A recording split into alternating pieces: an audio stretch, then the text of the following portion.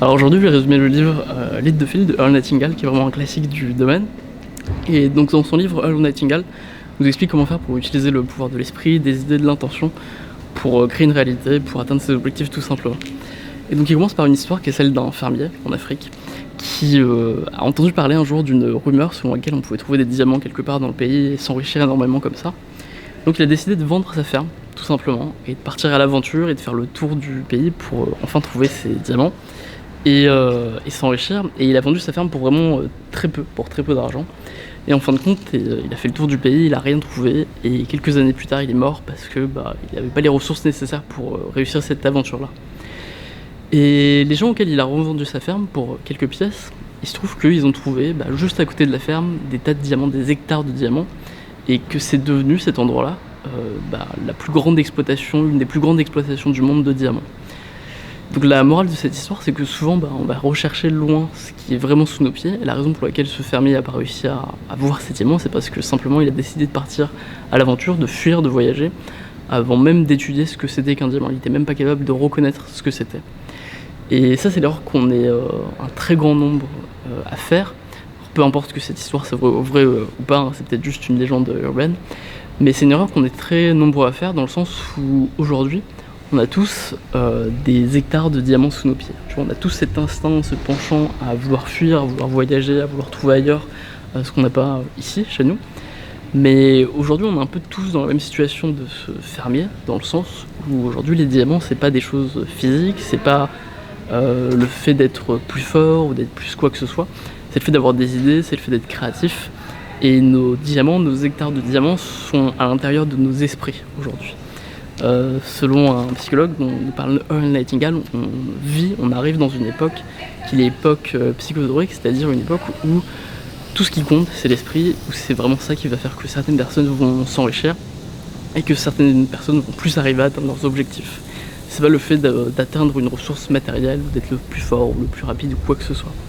Et donc c'est très très important aujourd'hui de cultiver ça, de cultiver la capacité à avoir de bonnes idées et aussi bien apprendre sa propre langue. C'est un truc sur lequel insiste Earl Nightingale, c'est-à-dire que pour lui il y a 2 étapes pour réussir quelque chose dans la vie.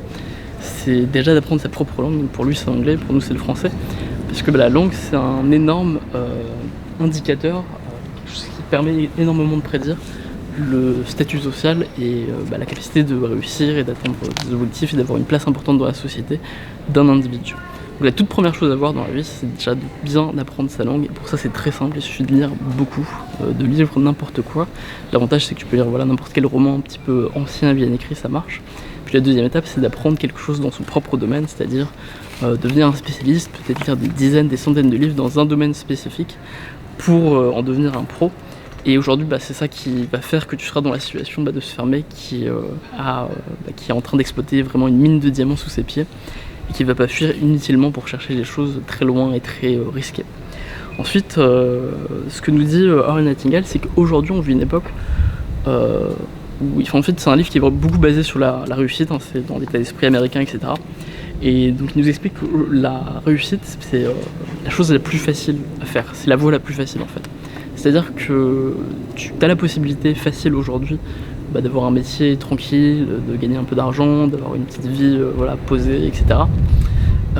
D'être vraiment dans la moyenne de ce que tout le monde fait. Ça va être facile aujourd'hui, mais par contre sur le long terme, c'est ce qui va être le plus difficile. Pourquoi ? Parce que plus le temps va passer, plus les problèmes vont arriver. À un moment, tu auras peut-être une famille, puis tu auras encore plus de problèmes à régler.